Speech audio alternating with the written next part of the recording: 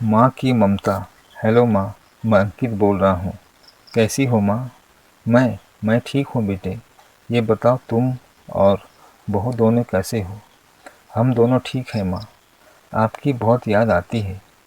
अच्छा सुनो, मैं अगले महीने इंडिया आ रहा हूँ तुम्हें लेने।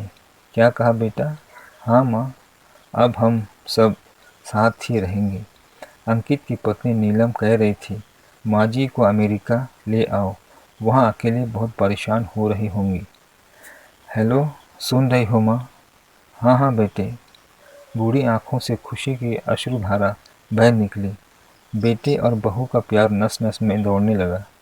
अपने जीवन के 70 साल गुजार चुकी अंकित की माँ ने जल्दी से अपने पल्लू से आंसू पोंछे और बेटे से बात करने लगी। पूरे 2 साल बाद बेटा घर आ रहा था।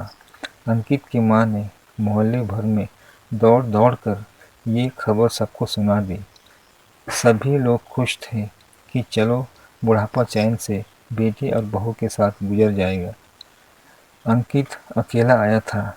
उसने कहा कि माँ, हमें जल्दी ही वापस जाना है, इसलिए जो भी रुपया पैसा किसी से लेना है वो लेकर रख लो, और तब तक मैं किसी प्रॉपर्टी डीलर से मकान की बात करता हूँ। मकान?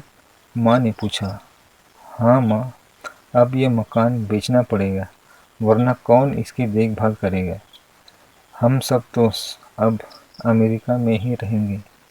बूढ़ी आंखों ने मकान के कोने कोने को ऐसे निहारा जैसे किसी आबोध बच्चे को सहला रही हो। आनन फानन और औने पौने दाम में अंकित ने मकान बेच दिया। अंकित की माँ ने वो ज़रूरी सामान समेटा जिससे उनको बहुत ज़्यादा लगाव था। अंकित टैक्सी मंगवा चुका था।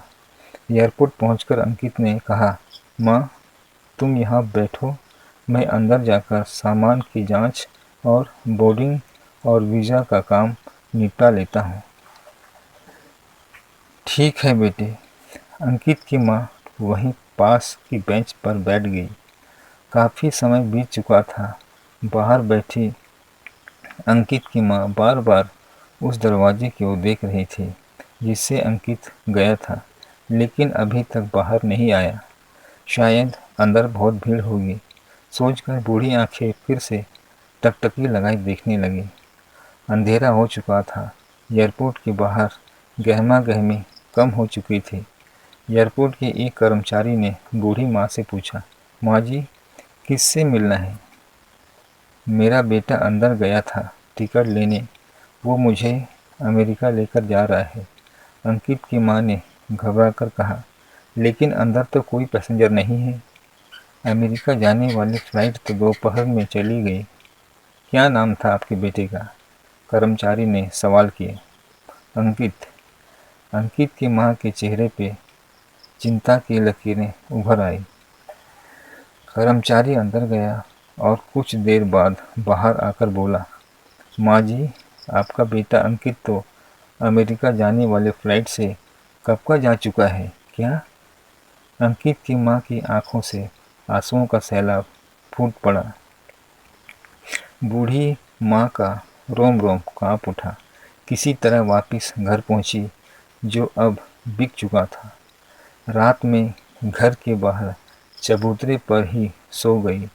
सुबह हुई तो दयालु मकान मालिक ने एक कमरा रहने को दे दिया। पति की पेंशन के से घर का किराया और खाने का काम चलने लगा। समय गुजरने लगा। एक दिन मकान मालिक ने अंकित की माँ से पूछा, माँ जी, क्यों नहीं आप अपने किसी रिश्तेदार के यहाँ चली जाती? अब आपकी उम्र भी बहुत हो गई, अकेले कब तक रह पाएंगी? अंकित की माँ ने कहा, हाँ, चली तो जाऊंगी, लेकिन कल को मेरा बेटा आया तो यहाँ फिर कौन उसका ख्याल रखेगा? आंखों से आंसू निकल रहे थे और अंकित की माँ चुपचाप खड़ी रही और अपने बेटे के इंतज़ार में सालों तक टकटकी लगाए बैठी रही।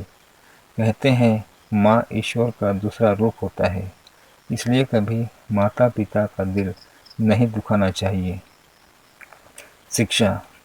कहते हैं कि माँ ईश्वर का दूसरा रूप होता है और माँ के गोद में स्वर्ग होता है, क्योंकि माँ अपने बच्चे के लिए पूरा जीवन ही कुर्बान कर देती है।